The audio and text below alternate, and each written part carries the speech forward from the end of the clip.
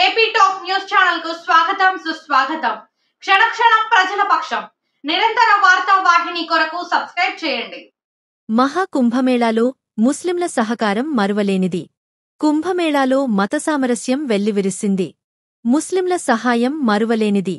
తొక్కిసలాట జరిగే చెల్లాచెదురుగా ఉన్న హిందూ సోదరులకు మసీదు, మదరసా, దర్గాల్లో ఆశ్రయం కల్పించారు.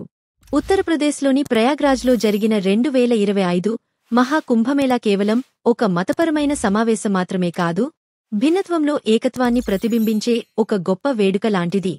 లక్షలాది మంది భక్తుల మధ్య ఈ కార్యక్రమం హృదయాన్ని కదిలించే, మత సామరస్యాన్ని ప్రదర్శించే వేదికగా నిలిచింది. భారతదేశం యొక్క ఉమ్మడి సాంస్కృతిక వారసత్వం, శాశ్వత స్ఫూర్తికి నీలివెత్తు నిదర్శనంగా నిలిచింది. విభజన రాజకీయాలకు అతీతంగా భారత ప్రజల శాంతియుత సహజీవనం పరస్పర గౌరవ మర్యాదలకు నిలయంగా మారింది. ప్రపంచంలోనే అతిపెద్ద మానవ సమావేశంగా వర్ణించబడే కుంభమేళా హిందువులకు పవిత్రమైన కార్యక్రమం. గంగా, యమునా, సరస్వతి నదుల పవిత్ర కలయిక సంగ్రామానికి లక్షలాది మంది హాజరవుతారు. అయితే ఈ సంవత్సరం మోని అమావాస్య అనగా జనవరి 29న జరిగిన విషాదకరమైన తొక్కిసలాటలో కొంతమంది ప్రాణాలు కోల్పోయారు.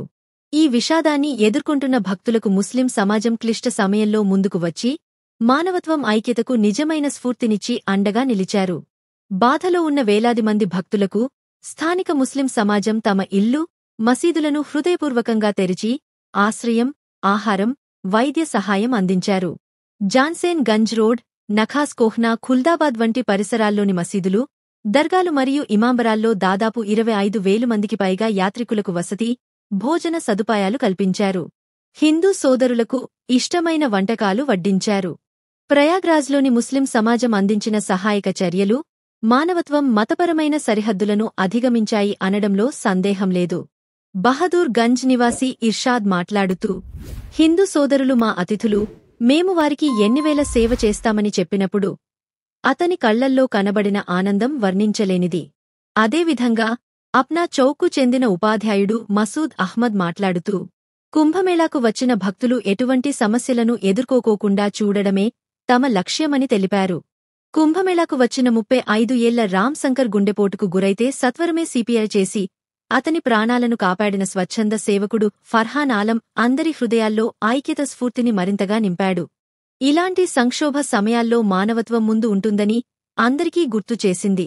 కుంభమేళా భక్తుల భద్రత, శ్రేయస్సు కోరుకు ముస్లింలు అహర్నిశలు కృషి చేశారు. ఆనాటి గందరగోళంలో కూడా మసీదు మత పండితుడు ఇమాం వసీయుల్లా మరియు స్థానిక ముస్లింలు రోషన్ బాగ్ పార్క్ వద్ద భక్తులకు మంచి నీళ్లు, ఆహారంతో పాటు నిత్యావసర వస్తువులు పంపిణీ చేసి అందరి హృదయాల్లో సుస్థిర స్థానాన్ని సొంతం చేసుకున్నారు.